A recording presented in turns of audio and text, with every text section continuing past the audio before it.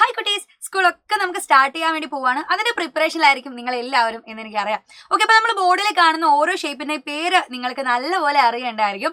3 സൈഡിൽ അല്ലെ 3 വശങ്ങളുള്ള നമ്മൾ ഈ ഒരു ഷേപ്പിനെ നിങ്ങളെ ട്രയാങ്കിൾ അല്ലെങ്കിൽ ത്രികോണം എന്നായിരിക്കും വിളിക്കുന്നുണ്ടായിരിക്കാം.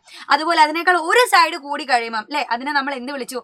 ചതുരം അല്ലെങ്കിൽ നമ്മൾ റെക്ടാങ്കിൾ അല്ലെങ്കിൽ സ്ക്വയർ എന്നൊക്കെ പേരിട്ട് വിളിച്ചു അല്ലെ. അപ്പൊ ഇനിയും സൈഡുകൾ കൂടി വരികയാണെങ്കിലോ ഈ 3 സൈഡുള്ളത് മാറി 4 സൈഡ് ആയല്ലേ. അപ്പൊ 4നേക്കാൾ ഒന്നുകൂടെ കൂടി 5 സൈഡ് ആണെങ്കിൽ അതിനെ നമ്മൾ വിളിക്കുന്ന പേരാണ് പെന്റഗൺ അല്ലെങ്കിൽ പഞ്ചഭുജം എന്നാണ് വിളിക്കുക. കണ്ടോ, ഇതിന് 5 സൈഡുകളാണ് ഉണ്ടായിരിക്കുക, 5 വശങ്ങൾ. അപ്പൊ 6 വശങ്ങൾ ഉണ്ടെങ്കിലോ 6 വശങ്ങൾ ഉണ്ടെങ്കിൽ അതിനെ ഹെക്സഗൺ അല്ലെങ്കിൽ ഷഡ്ഭുജം എന്നാണ് വിളിക്കുന്നത്. അപ്പൊ അതേപോലെ തന്നെ 7 സൈഡ്, ഒരു സൈഡും കൂടെ കൂടി കേട്ടോ. അപ്പൊ 1 2 3 4 5 6 7 7 സൈഡ് ഉണ്ടെങ്കിൽ അതിനെ ഹെപ്റ്റഗൺ അല്ലെങ്കിൽ സപ്തഭുജം എന്ന് വിളിക്കും. അപ്പൊ ഇനിയും വശങ്ങൾ കൂടിക്കൂടെ അല്ലേ. അപ്പൊ അടുത്തത് 8 വശമുണ്ടെങ്കിൽ 9 വശമുണ്ടെങ്കിൽ 10 വശമൊക്കെ ഉണ്ടെങ്കിൽ അതിനൊക്കെ ഏത് പേരിലാണ് നമ്മൾ പറയുക? സോ ഇത്തരത്തിലുള്ള കാര്യങ്ങൾ അറിയാൻ എന്റെ മക്കൾ എന്തായാലും നമ്മളെ ബാച്ചിലേക്ക് ഒന്ന് ജോയിൻ ചെയ്യുക.